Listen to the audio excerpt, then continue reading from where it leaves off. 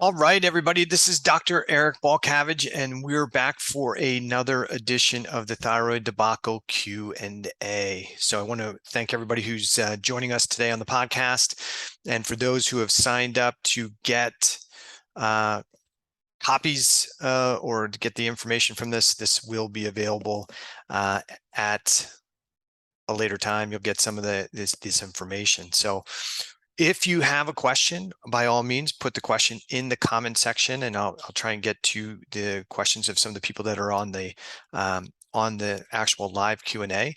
I do have a list of questions that came in from a whole bunch of people during the last week. So I'm going to start with those questions, try and get through those since those were sent to me earlier in the week. And then with whatever time we have left, I'm going to try and dive into those questions that the people who are the participants provide. So question one that somebody asked was, what might cause a rapid drop in TSH other than thyroid hormone medication? So this person is not taking thyroid hormone medication. They've had a TSH that's been a little bit higher or within the reference range. They didn't really provide the answers, but then it had a quick and rapid drop.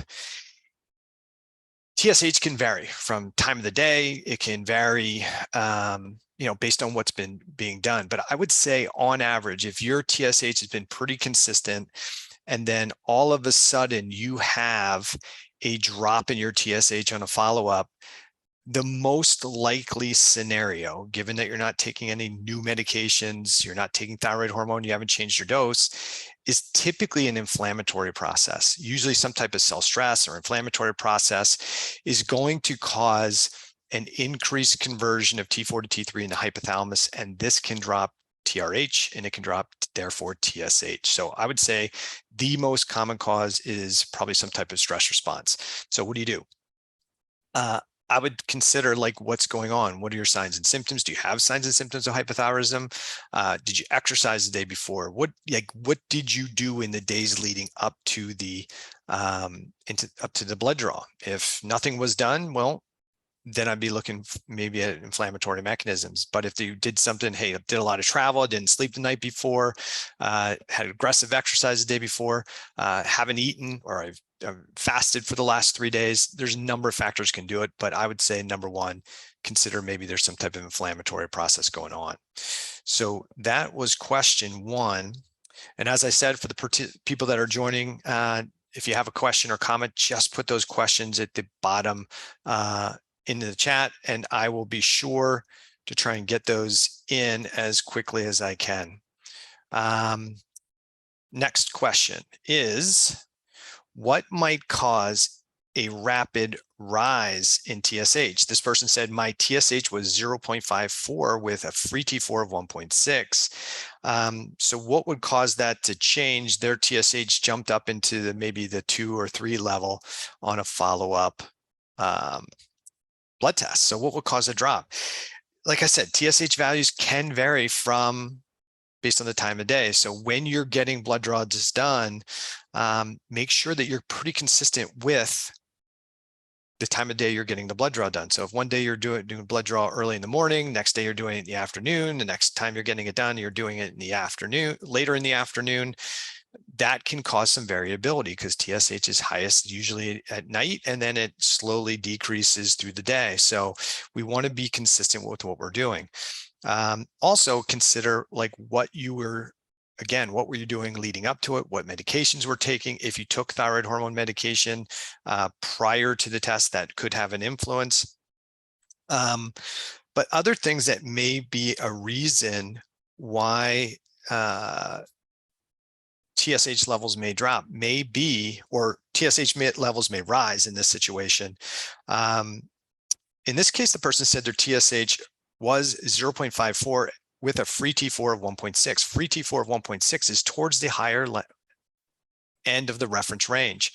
And so if they did a follow-up and their TSH rose up into the 2s or 3s, what might cause that factor to occur?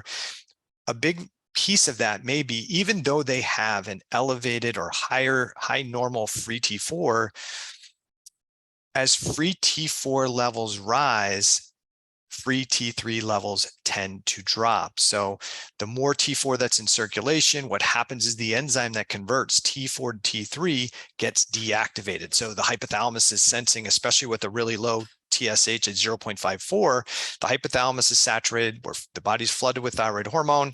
And so now what the body does is signal the deactivation of the converting enzyme. So the body is sensing, if I have lots of T4, then I don't need to convert more T4 to T3. So the enzyme deiodinase 2 gets deactivated, resulting in a lower T3 state. And so if that goes on for a period of time, as T3 levels drop, the pituitary gland is also sensing how much T3 is available, and cells are sending signals like, do they have enough thyroid hormone? If T3 levels are starting to drop in circulation, then we're going to get signals back to the pituitary gland to increase that TSH. Now, why would the pituitary gland do that? Well, the pituitary gland is monitoring both what's coming from the hypothalamus as to the T4 level and to some degree the T3 level. It's also monitoring the T4 in the bloodstream, but also the T3 in the bloodstream. Maintaining T3 in the bloodstream is a biologic priority because some cells and tissues cannot generate their own T3. So in a situation like this, where T3 is dropping, TSH will be driven up by the pituitary gland to send more signals to the thyroid to increase T3 production. There's not enough conversion occurring peripherally, so the pituitary will send the signal to the pituitary or to the thyroid gland to make more thyroid hormone. And instead of that ratio of maybe 10 to 1 T4 to T3, that signal will change to drop that percentage from somewhere like 5 to 1 T4 to T3. So the thyroid gland will produce a greater amount of T3, try and compensate for what's not happening. How this all works, I don't know if we really know, because it's still the same molecule, right? It's still TSH, but the explanation I usually give, it's like saying, yo, right? That means something when I say it like that. And it also means something different when I say, yo, right? And so how we say something and maybe how the pituitary gland is sending that signal, there's something different about the TSH signal coming from the pituitary gland when you need both T4 and T3, and when you really need more T3 and less T4. Somehow that TSH signal is different and changes what happens with production at the thyroid gland, okay? And again, there's more people joining, so if you have questions, feel free to add your questions into the comment section, and I will get a look at those questions and try and get those answered for you during this Q&A hour. All right, so we're on to another question, and this person says, my medical doctor says that TSH doesn't matter if it is low when taking T4 medication. Matter of fact, they said lower is better. Is this true? And the answer is really, it depends, right? It depends on our bias. It depends on our level of ignorance, and it depends on what our goals are, right? We all speak from a level of bias and ignorance, right? All of us do. And so it's not that we don't know anything, but we know what we know and we don't know what we don't know. So we work based on our working knowledge, and I work with my bias and my ignorance, right? I have a certain thought process. And so I look at things a certain way. So for a traditional allopathic physician, whether it's your primary care or your endocrinologist, I think the thought process is that hypothyroidism is driven by immune damage to the thyroid gland. They call it an autoimmune condition. And because of that, they look at it as autoimmune. It's considered that this autoimmune condition is idiopathic, which means we don't know what causes it. And to be fair, they don't know. None of us know what it necessarily exactly causes it, and it's not the same cause for everybody. And I have my bias. I think that what's happening in many times, what's causing the thyroiditis, the damage to the gland, isn't broken physiology, but adaptive physiology to excessive cell stress in the physiology. So I don't look at it as broken physiology. I think it's terrible for somebody to say, hey, your body's attacking you. That sounds hopeless. We want to put people in a state of hopefulness to say, hey, your body's protecting you for something. Let's get busy trying to find out what our body's trying to protect us from.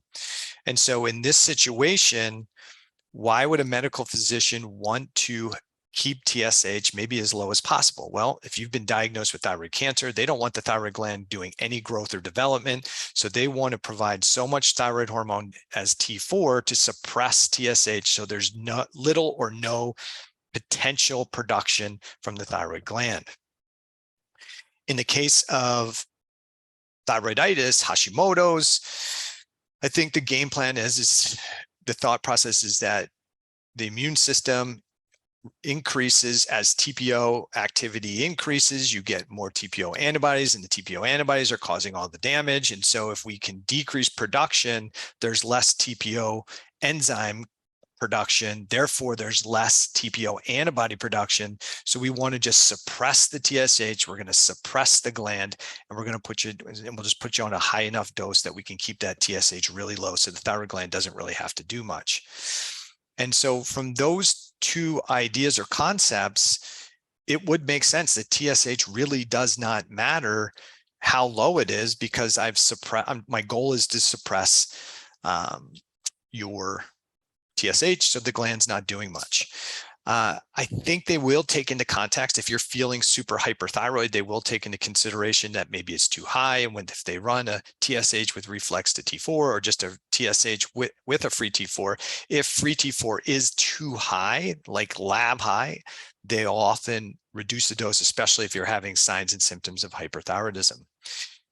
But their goal is not to have your thyroid gland recover. And so if the thyroid gland is not going to recover, there isn't even a consideration that the thyroid gland could recover, and that there's only a downside to that thyroid gland operating again, then suppressing it makes a bunch of sense from that model. But in a functional medicine model, at least in my world, the goal is to say that the immune system isn't willy-nilly attacking the thyroid gland. I look at it as an adaptive response. The body is trying to slow down metabolism as an adaptive protective mechanism, not as broken physiology.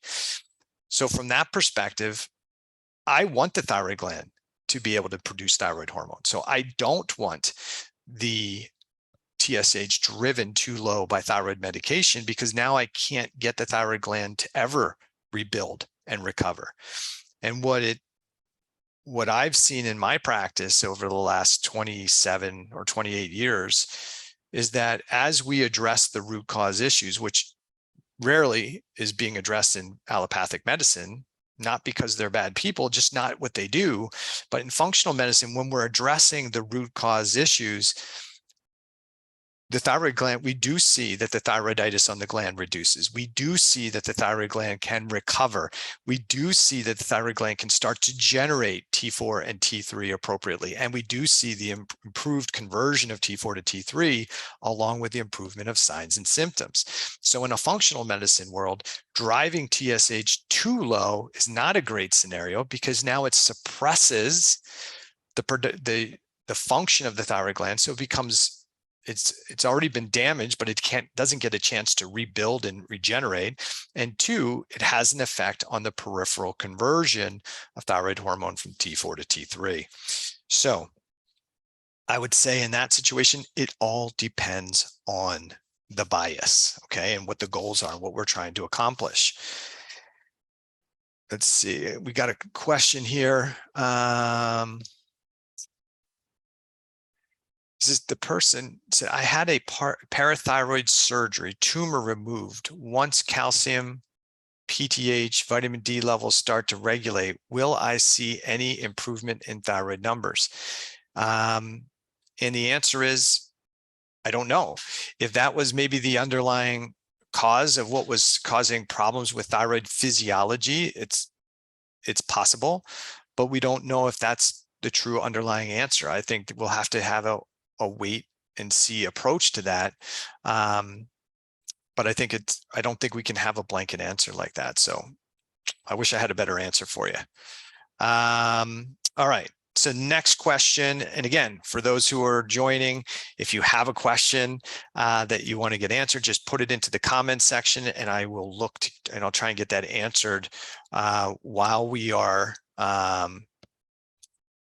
still on this live podcast. So next question, this person said they are seeing a functional or integrative physician, and their doctor said TSH doesn't matter if you're taking high dose T3. And so it's a very similar question. And we see this in the functional integrative space. And I'll explain this a little bit more. Typically what we see in allopathic medicine is they're really pretty much focused on T4. And even though I say that, there is a lot of argument in the literature. Should we do more than T4? Because patients who get T4 only, some people feel and function better, but there's a lot of people that don't feel and function well, even though they get enough T4 to replace the amount of T4 that should be in the bloodstream and to suppress or bring TSH back into a reference range, but they still feel hypothyroid. We call that tissue or cellular hypothyroidism, but allopathic medicine doesn't really address that component. The assumption is if we've normalized TSH, then we've fixed all the cells and tissues. And if you've read my book, if you've listened to my podcast, if you've heard me on these Q&As, TSH does not, and T4 are not necessarily reflective of what's going on in all the cells and tissues in the body. It can't be that way. There are independent regulating factors. Each tissue has the ability to self-regulate. We want that to happen.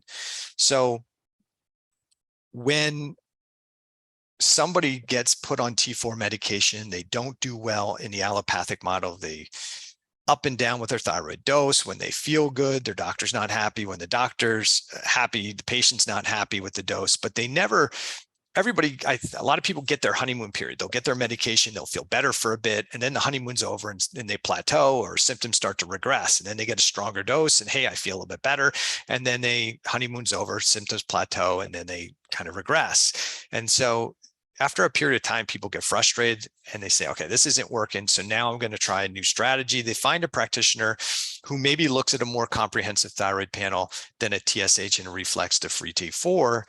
And that person looks at T3 and free T3 and reverse T3 and says, hey, the issue here is you're not converting T4 to T3 efficiently. So we're just going to give you the T3. And so they wind up taking some T4 and some T3. And sure enough, they start to feel better. And then a lot of them plateau. And so then they get a stronger dose of T3 medication and they feel better. And then they plateau and they go through the same kind of roller coaster ride. And then there are a bunch of people in the integrative and functional space that say, if you're not doing a great job of converting T4 to T3, then we'll just put you on high dose T3, which is, I think, what this person was saying. And in that situation, TSH doesn't matter. And so what this person is saying, but does it? Well, when you're doing high dose T3 therapy, essentially what the person who's prescribing that is defaulting to is the thyroid gland isn't making sufficient levels. I'm not converting it. So we're just going to bypass that. And we're going to give you the T3 that your body isn't able to generate appropriately. And so they do high dose T3. And when you take a whole bunch of T3, it is going to suppress TSH, just like T4 can suppress TSH, or the combo of T4 and T3 can suppress. So is this a problem? Well, if I don't have a dog in the game, right? So I don't really care what thyroid medication somebody is taking as long as they feel and function well. But when somebody doesn't feel and function well on T4 and they have lower T3 and elevated reverse T3, and somebody says, well, we're going to give you T3. My question would be, really, why is the person not converting T4 to T3 appropriately? And so I would want to try and uncover the why, not just give them another medication or a different medication, to kind of band-aid the lab values. And so what some people will do in that situation when they don't feel good with the combination of those things, they just say, hey, I'm going to put you on high dose T3. We're going to give you lots and lots of T3. And when we're giving you this much T3, this is the primary active hormone. So we don't need to worry about a TSH because TSH is what drives the thyroid gland to make hormone. We don't need the T4. We don't need the T3 from the thyroid production because we're giving you so much active hormone. So in that model, in that bias, with that kind of thinking process, it's true. They do not really care what your TSH is because they are kind of bypassing the whole production piece, and they're bypassing the whole, or they believe they're bypassing the whole metabolism piece. I'll just give you so much T3 that you're going to feel good. The problem with this model is that it still hasn't addressed the underlying issue. Why is the person not converting T4 to T3? Because the vast majority of T3 thyroid hormone is not produced by the thyroid gland. It is produced by the peripheral conversion of T4 to T3. So your thyroid gland makes T4. That's the dominant hormone. It goes into the bloodstream. It's released from the taxicabs, gets to the cell, and then the cell determines, what am I going to do with it? Am I going to deactivate it to reverse T3? Am I going to activate it to T3? And once that T3 is activated, T4 is activated to T3 inside the cell, then we can use that T3 to bind to receptors, to increase metabolism, to turn off cell danger physiology, and we feel and function good. But why did your body, if you have plenty of T4, why is the body not converting T4 to T3? Did the physiology just break? Did your body forget how to do it? I don't think so. I think the underlying issue here is that the cells are operating from a stressed state. And in a stressed state, instead of wanting to increase the metabolism of the cells are trying to slow down the metabolism of the cell. This is a cell defense position. It's not broken, it's adaptive. And so again, just to kind of get back to this without getting too far off track here, depending on what your physician's bias is, right, what level of ignorance they're coming from, and that, again, it doesn't mean stupidity, it just means what they know and what they're trying to accomplish. To them, TSH may not matter at all, whether you're taking T4, if you're taking high dose T3, because they're just trying to manage the T3 or T4 in the bloodstream in the hopes that it's going to fix the problem. In a true functional medicine model, we are worried about all lab values. All lab values have a certain range for a reason. And so I would not want somebody's TSH to be suppressed too low, regardless of whether they're on T4 or T3 therapy.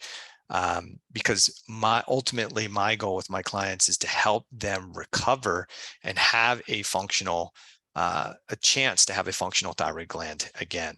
Okay. So there's a question from Simona. What is the best case scenario to use glandular supplement instead of synthetic T4? Okay, so the best case scenario is this. If you've had thyroid gland damage and destruction and you feel and function well, you're not in that cell stress or cell danger response, then a glandular thyroid support may be a great idea as the thyroid gland is in recovery phase. How do you know if you're there? If you're taking T4 and that T4 is, and you're taking T4 and it's not converting to T3, if it's converting to reverse T3, or you continue to have signs and symptoms or patterns of tissue hypothyroidism, it's still probably not the best strategy. That's my answer. I wish that just giving somebody a T4, T3 combination was the solution. And I think that's been discussed and beat up and talked about, because we say, well, if the thyroid gland is damaged and the thyroid gland makes T4, makes T3, T2, T1, and a bunch of other things, shouldn't we give a glandular product that has all the same stuff?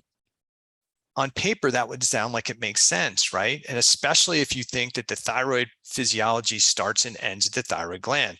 If we're only worried about production, right? And we think that all the downstream physiology works well, then giving a glandular product would make a ton of sense. But so would giving somebody T4, because most of the T4 that's or most of the T3 that's produced is not coming from the thyroid glands. A small amount, 5, 10 micrograms maybe, maybe a little bit higher based on your body size and what your needs are. But most of the T3 is being produced by peripheral cell conversion. So if you're taking T4 and you don't feel well, and you take something that's a T4, T3 combo, that may change values a little bit, but it may not make you feel better. Why? If I'm a cell and I don't want to convert T4 to T3 because I'm trying to slow down my metabolism, I'm converting that T4 to reverse T3,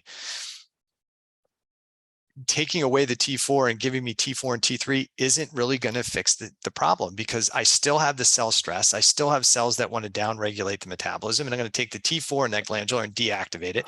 I'm going to take the T3, some of that's going to get through, and some of that's going to be deactivated to T2. And some of that T2 could be converted to, it could be supportive for the tissue, but it's still not addressing the root issues, which is I've got excessive cell stress. Now, if you start to feel and function better, the cell stress mechanisms seem to be going down. We don't see patterns of tissue hypothyroidism, and we don't see chronic inflammation and oxidative stress markers in labs. Your signs and symptoms are better, and you're like, hey, I feel really good, but my T3 is a little bit low, and you wanted to try a glandular. Yeah, maybe it makes sense. But even keep in mind that we shouldn't need really high doses. The other challenge sometimes with glandular products is that the consistency of what's in a glandular product may not be consistent from batch to batch to batch. And that's been kind of a beef over time. All right, hopefully I got that one answered, Simona. Anybody else who has questions, make sure put those questions in the Q&A. I'll make sure I try and get through all of those in this next 33 minutes. So I've got another question here. So this person says, my doctor said once you have primary hypothyroidism, you will always need medication. Is that true? The short answer is no, probably not. I've been doing this for a couple decades now, and what I see and what a lot of other functional medicine practitioners see is that when we're actually addressing the root cause issues, we see an improvement of thyroid gland production of hormone. We see our clients need less thyroid hormone medication. We see our clients convert T4 to T3 better. We see an improvement of signs and symptoms. But to be fair to the allopathic model, they fully realize that the primary cause of hypothyroidism in developed countries is an immune-driven problem. And since they don't have a tool in the toolbox to drive the immune-driven problem, and they're often providing thyroid hormone medication at a dose that suppresses gland function, their clients typically continue to need thyroid hormone because you're not addressing the root cause and you're suppressing the gland's physiology. Remember, by the time you've been diagnosed with primary hypothyroidism, you've lost probably 90% of the function of the gland. And so that's a lot of tissue to lose. And so if you've lost a lot of tissue function, you haven't addressed the cause, you still have the thyroiditis, why would somebody ever recover? The real goal in the allopathic model is management of hypothyroidism by providing T4 medication. So I think for a lot of people, depending on their unique situation, of course, is it possible that a thyroid gland can start to rebuild and recover? And the answer is yeah, but we have to address the underlying root issues that maybe have been causing the thyroiditis, causing the damage to the tissue in the first place, have that reduced to a point that there isn't ongoing destruction of the thyroid gland. I recently had one of my clients say that, hey, they had a thyroidectomy a couple decades ago, and they went back for and had an ultrasound done, and their thyroid tissue is growing back. And their need for thyroid hormone has been decreasing over time, their signs and symptoms are improving, and now they have a thyroid gland that's growing back. So the thyroid gland can grow, it can recover, even if it's been removed. The question always comes down to, if I haven't addressed the root issue that was causing the damage, causing abnormal tissue growth, what grows back? In this situation, this person's growing back some healthy tissue, so that's a great sign. But I think in the allopathic model, they're often concerned that, hey, if it was, especially if it was, there was a history of cancer there, if there was cancer and we took out that thyroid gland, if that thyroid gland starts to regenerate, it's going to be cancer again. And we don't have confirmation that that's always going to be the case, but I understand why people would be concerned and want to not risk having any tissue grow back. That's why they're suppressing it so low. All right, so another question here, and this is from Paula. I have subclinical hypothyroidism and type 1 diabetes. I have issues with high blood glucose, especially 1 to 2 weeks before menstruation. Why? What causes it? And what can I do to prevent this? I follow the Walls protocol, so my blood glucose is more stable and my insulin dose is decreasing until it's not monthly. Decreasing until I don't know what that means, but you have subclinical hypothyroidism, type 1 diabetes. For those who don't know, there's a kind of a trio of autoimmune conditions that kind of run together. Hashimoto's thyroiditis, so hypothyroidism, type 1 diabetes, and celiac disease. That's a trio that runs really tight together. If you have one, it's not out of the realm that you could have developed the other two. And so many times in an allopathic world, they'll be checking those other antibodies with time.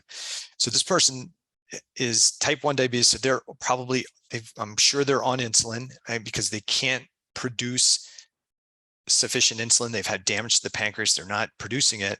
And they said, I have issues with high blood glucose, especially before menstruation. So one of the things that happens with blood sugar regulation, and I think it's a misconception, is that the only way that glucose gets into a cell is via insulin. And that's not necessarily the case. There are other glucose transporters that can help move glucose in and out of the cell. They're called GLUT1, GLUT2, GLUT3. There's a few others, but you have ways to move glucose in and out of the cell even when you don't have insulin. But when we have big surges of food, the insulin helps us get that glucose into the cell more appropriately. So what else might influence glucose transport into a cell besides insulin, right? So for all the glucose transporters to work, including the insulin-dependent transporter, you need sufficient levels of T3 inside the cell. So Paul is a person who's got subclinical hypothyroidism. She may have underconversion of T4 to T3.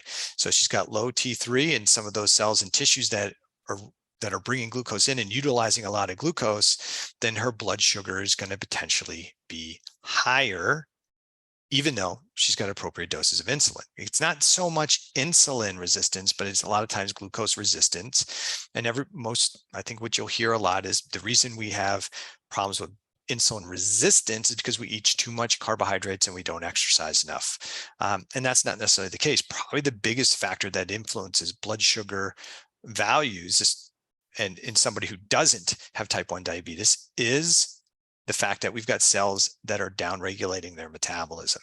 Cells in stress, cells with the bacteria, virus, and infection don't want to bring more glucose into them. They actually stiffen the cell membranes and limit the glucose coming into the cell. Why would they do that? Well, as part of the cell danger physiology, we stiffen the cell membrane so we don't bring more fuel into the cell. We want to stiffen those membranes also so the threat can't get out. As part of that cell danger response, we downregulate mitochondrial function. This isn't broken mitochondrial function. This is downregulated mitochondrial function. So there's a positive to downregulating the mitochondria in the cell. But when we downregulate the mitochondria, we can't run as much glucose through the cell to make energy. So we don't need as much coming in. But the benefit to downregulating the metabolism when we have the cell stress is the cell that perceives danger, a bacteria, a virus, a threat, a trauma, something that's causing the cells to perceive danger, that cell is going to increase its free radicals inside the cell to try and use those free radicals to kill the threat. When you make energy via glucose or fat through your what we call your mitochondria, the general process of making that cell energy also produces free radicals, just like your car makes exhaust when it runs. And so the good part about the cell is, even though my mitochondria makes free radicals, oxidants, my cell also makes a large level of antioxidants that can balance out the amount of free radicals and oxidants being made by my mitochondria. I make this stuff called glutathione that kind of keeps this check and balance. And there's more to that story. But if I have high mitochondrial function, which is creating a lot of oxidants, and now I have cell stress, and that's increasing free radicals and oxidants to try and kill the threat. Now I've got way too much free radicals or oxidants. And so that excessive amount of oxidation, more than I have antioxidants, causes cell damage and destruction. Well, we don't want to be damaging and destroying our cells. So when cells perceive danger, they downregulate the mitochondria, so they make less exhaust, less free radicals. And now those antioxidants I have can be used to support both the limited amount of exhaust being made by the mitochondria and the amount of free radicals and oxidants being made by the cell as a protective mechanism. So less glucose can be brought into the cell. Now, what else might have an influence on blood sugar going up 1 to 2 weeks before menstruation? Hormones have the ability to influence blood sugar regulation and insulin resistance. So you've got cortisol, you've got androgens, you have estrogens. So nothing happens in a vacuum, and that's really important to understand. You don't have subclinical hypothyroidism, and that doesn't affect anything else but thyroid physiology. You don't have type 1 diabetes that isn't impacting other systems and tissues as well. So, Polly, I'm not your physician, but I would assume that there's an underlying mechanism of immune inflammatory cell defense issues going on, and when you're in that 1 to 2 weeks before your menstrual cycle, your inflammatory response or your cell defense response is upregulated, and that's causing more problems with glucose regulation. Okay. All right. So I'll take another question. This is from Dr. McCoy. He says, in your opinion, how many of your patients with thyroid issues have sleep disordered breathing? This can be a huge sensor on the body with impaired sleep and oxygen desaturations. I feel the primary preventative approach in your book is to reduce stress on peripheral tissues. Sleep disordered breathing spectrum, mouth breathing, snoring, upper airway resistance syndromes, levels of obstructive sleep apnea can be severe and pervasive. Doesn't it make sense to have hypothyroid patients tested for sleep disordered breathing conditions? Oh, absolutely. I believe that some people definitely have disordered breathing that affects their cellular physiology, that increases their cell stress response. And so I think it's an important thing. And I talk to almost all my patients about that. We do some assessments to find out if this is an actual issue or problem for them. But again, we've got to be careful with our bias, right? Just because it is an issue doesn't mean it's an issue for everyone, right? We see this all the time where somebody says EBV is the cause of hypothyroidism, or Lyme disease is the cause of hypothyroidism. There's many causes, and it's usually not one factor, but the load. Some people have inflammation. That's the primary thing that's creating a lot of the obstruction, right? Inflammation can impact breathing. It can narrow passageways. And so maybe it is structural, right? Maybe it's developmental, that the problem that's causing the issue. But I do think it's an important factor, and we have to take all factors into consideration. And in the book, I talk about the fitness factors. We want to take a look at all aspects of what are potential triggers: physical stress, chemical stress, emotional stress, respiratory stress, disturbed sleep, drugs, medications, organisms. There's lots of factors. There is no typical one thing that causes a condition.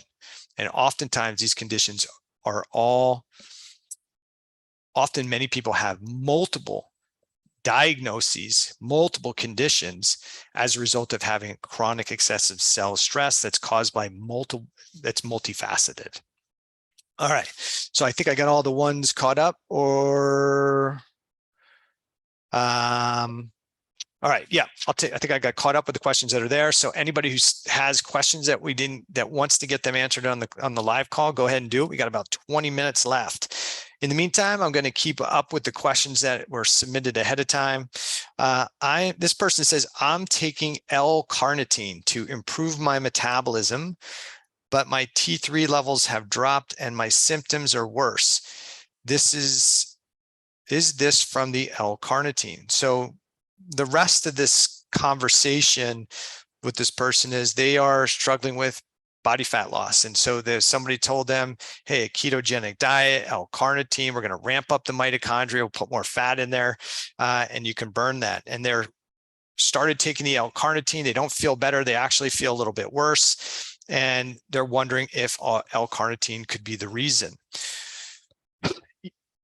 Yes, it could be. Matter of fact, in patients with hyperthyroidism, providing L-Carnitine can be a tool to help with some of the signs and symptoms of hyperthyroidism, because L-Carnitine, based on the literature, can help block T4 and T3 transport into the cells. So could the excessive L-Carnitine be the solution, or be the reason why they have decreased T4 and T3? Yeah, because if I decrease T4 transport, I get into the cell, then I have decreased potential for conversion of T4 to T3. Now I have less T3 re-entering the bloodstream from the cells, and I'm going to have a lower T3 state.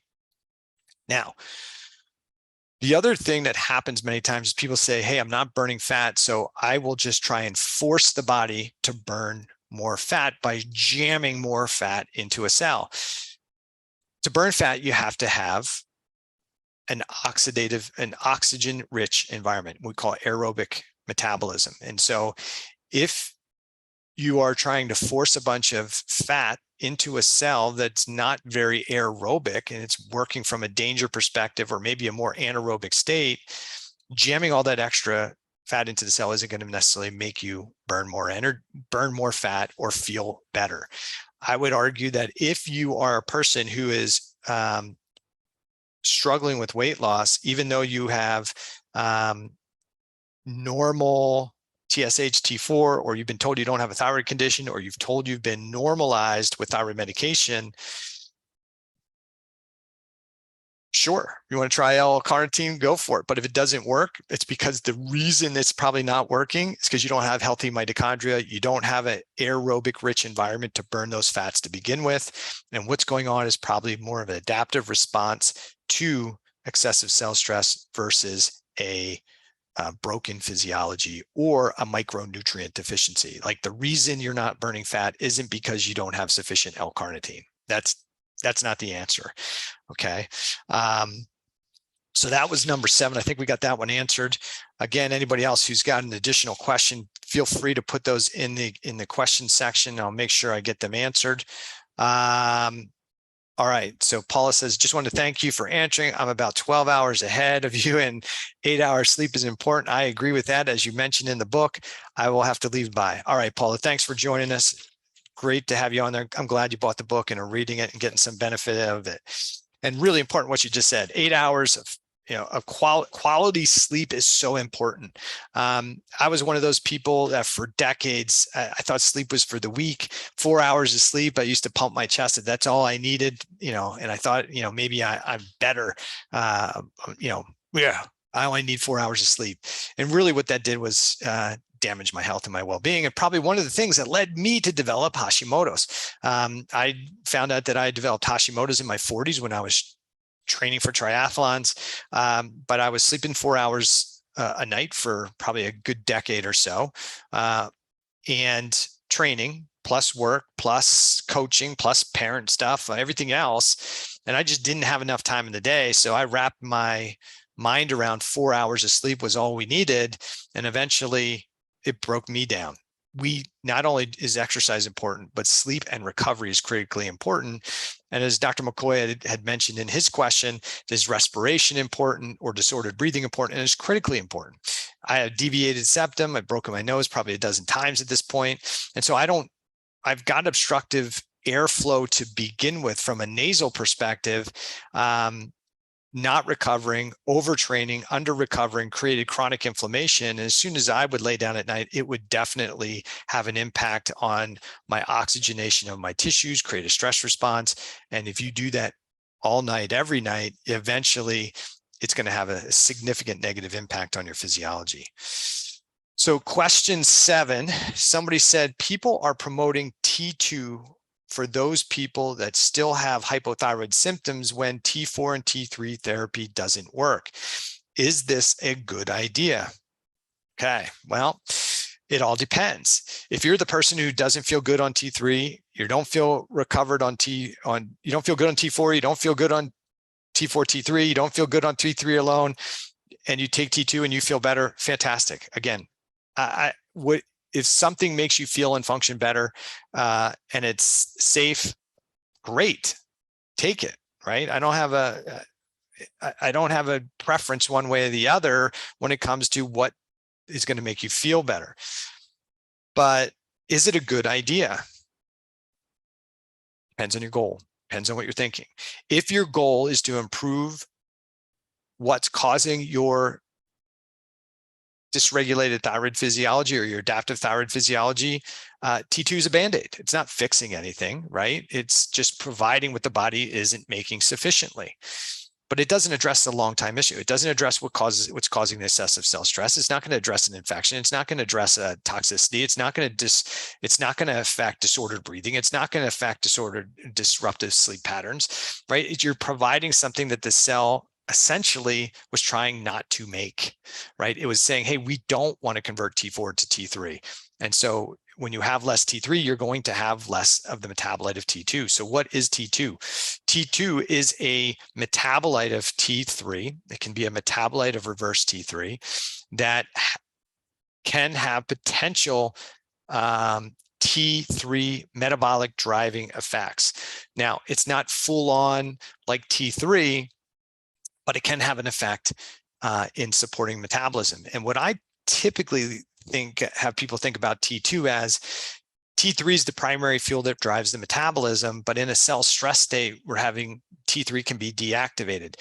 T2 is like the backup generator. We're trying to slow down the metabolism, but we do want to provide some thyroid hormone to do some systems because we have to have some metabolism physiology in the cell. It's not an all on or all off. And so as we deactivate T3, we can have some of that T2 in circulation, and it is showing based on the research that it can do some things.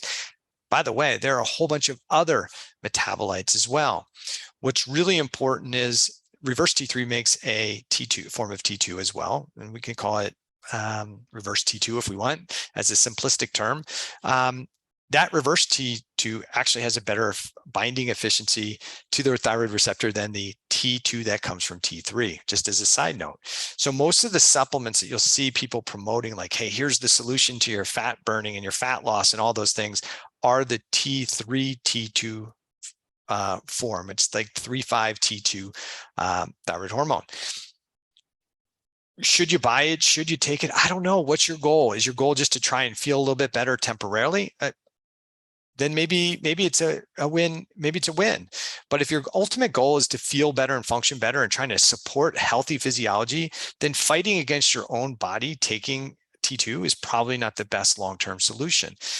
Like a steroid, if I gave you a steroid, it would make you feel good. Sure, it has a positive effect in the short run, but in the long run is probably going to be more problematic. So I know everybody's selling them like this is like the solution to everybody's problem. If you don't do well in T4 and you don't do well in T3, then take T2. This is like the magic thing. Anytime you hear that kind of story, it's probably not built in a lot of truth. Okay. I think we need to stop thinking that our body is always broken and that it doesn't, one day you woke up and we realized it doesn't know how to work. Your cells, your tissues, the innate intelligence of your body is trying to protect you from something. And so initially, the inflammation, the things that we see that we think are bad, the fever, we think of these as bad things, like my body's sick. These are the adaptive changes that the body is trying to do to help us regain what we call homeostasis or normal physiology. So if you want to take it, that's up to you. Does it address the root issue? No, it does not. Okay. So another question, what causes low T3 syndrome? My functional doctor said that low selenium was causing my low T3, and that didn't help. Then they said that my low T3 was caused by high reverse T3. But then I took T3 medication, and that isn't helping. And now they're saying that my low T3 is caused by a gene polymorphism, but the T3 isn't helping. So what's causing my low T3 syndrome? I don't know exactly what's causing her low T3 syndrome. I don't know her full health history, and so I can't really comment on what it is, but I will comment on the things she said. What's typically driving low T3, or the reduced ability to convert T4 to T3? Well, initially, cell stress, cell danger, we talk about all that all the time. Cells in stress downregulate the conversion of T4 to T3, and then you have a reduced T3, free T3 pool. So anytime I see low T3, I'm thinking excessive cell stress, hypoxia, infections, inflammation, excessive oxidation. I'm thinking there's some type of danger or cell stress physiology going on. We also have to think about trauma, toxins, emotions, things like that. So that would be the number one. Number two, obviously, if there's overt glandular hypothyroidism, there's not going to be enough T4 to convert to T3. So that could also be another mechanism. If somebody's taking high dose T4 therapy and they're suppressing TSH pretty low, that may also cause a lower T3. As TSH goes down, T4 to T3 conversion goes down. As T4 and free T4 go up, T4 to T3 conversion goes down. Just as a side note.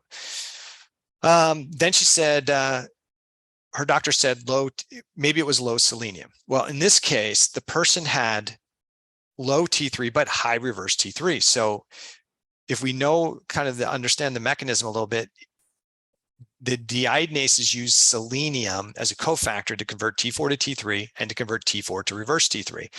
So if they have high reverse T3 and low T3, they probably have enough selenium because the body's converting the T4 to reverse T3. They have enough selenium to do that. So that's one of the reasons why it probably doesn't work. Selenium is needed to make thyroid hormones. It's part of the need for a deiodinase. Selenium is used for all kinds of things in the body, but in this case, it probably wasn't a selenium deficiency, which is why it didn't work.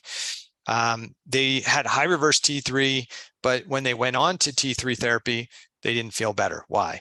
Well, some physicians believe that T3 blocks the T3 from binding to the T3 receptor. That's not the case. And so what their thought process is that if they give high doses of T3, T4 will be suppressed, T4 production will be suppressed. And so if there's limited amount of T4, then there's a limited availability to make reverse T3, and there'll only be T3, and therefore T3 will bind to receptor and you'll feel better.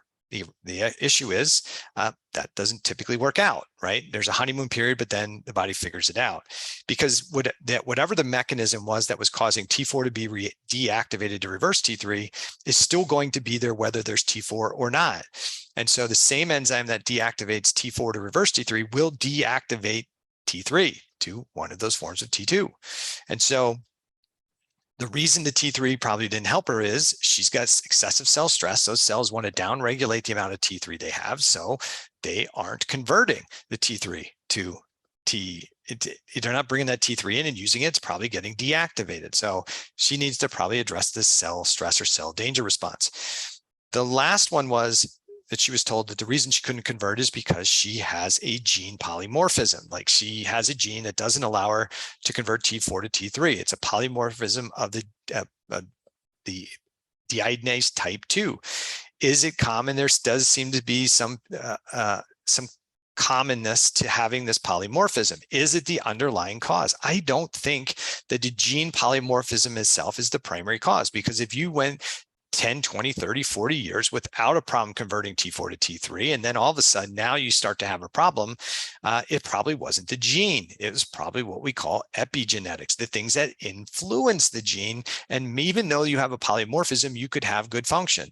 But if you have a perfectly what we call wild type gene that's supposed to have optimal function, and I have outside influencers, what we call epigenetics, inflammation, infections, toxins that change the way that that gene works, that could have as big or a bigger influence. And so in her situation, she probably has low T3 syndrome because there's some excessive cell stress or cell danger response.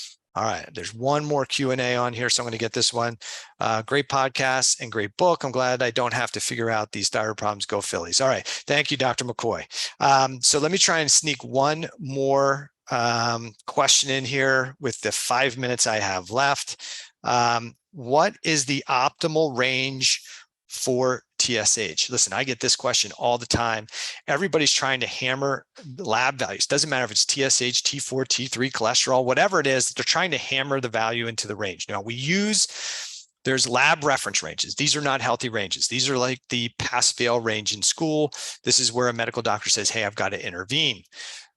In functional medicine and integrative medicine, you'll hear us use the term optimal or functional range. And that is a narrower range, and we can consider it's more like the A range in school, the healthiest range of where that value is. But lab values are mobile. They're not static. They're not always going to be set within the range. And just because a value is within what we might consider the optimal range or the lab reference range doesn't mean that the value is appropriate. So what should TSH be? Again, it comes down to bias, right? What are you trying to accomplish? If you're a physician who's trying to suppress thyroid gland production, then the optimal range is going to be under 1. If you're a person who's in your 20s or your 30s, maybe that optimal range is somewhere between 1 and 2.5. If you're over 50, maybe that range should be a little bit higher in the 2 to 3 range, maybe up even into the 4 range, given just the fact that your age. So the TSH range is just that, it's a range. And so I do like to see it depending on person's age, what their symptoms are, what their T3, T4 values are, what their goal is. We might say that 1 to 2 might be a good reference range for just kind of doing a quick scan, but we have to look at thyroid values in context with what's the patient's signs and symptoms. What's the context with what medications are they taking? What's happened to them the day before? What do the rest of their labs show? So looking at just a TSH and T4 out of context, or just a TSH as a screening test out of context with the rest of the history, the signs and symptoms, the labs, the supplements, of something somebody's taking, doesn't do us a lot of good. We have to take a look at context. So I would say roughly somewhere between 1 to 2, but that all depends on age. If you're older, it's going to skew higher. And if you're taking medication, depending on what your doctor's trying to accomplish with that medication, that value, they may say that optimal range is lower. Okay. I just want to quickly touch on what's going to happen. We're going to have all this is all recorded. If you have more questions, just kind of wherever you see this posting, you can send them out, or you can email me at the office and you can send me your questions. I think this was the last Q&A that we had scheduled, but we may do some more of these coming up. So stay tuned for that. If you haven't done it yet, please go out, pick up a copy of the Thyroid Debacle, my book I wrote with Dr. Kelly Halderman. And I think we answer a lot of the questions that were asked today in the book. And we give you some of the tools that you can use to start improving your health and well-being, even before you reach out to a functional medicine practitioner.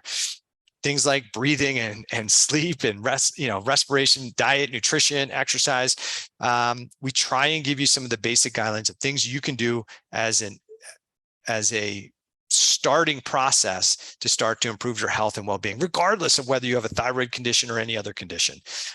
So if you get the book and you've read the book, please go to like Amazon or Barnes & Noble and give us a review. We'd appreciate it. So I hope this was helpful. If you have any other questions, you can maybe put them in the Q&A, and we'll come back and take a look at them and maybe use those questions on future Q&As. If you've enjoyed this series so far, reach out to Instagram and give us a plug on Instagram so more people come to these Q&As and sign up to get the responses to the Q&As. So for everybody, have a great day. It's Friday afternoon. Time to start the weekend. Take care.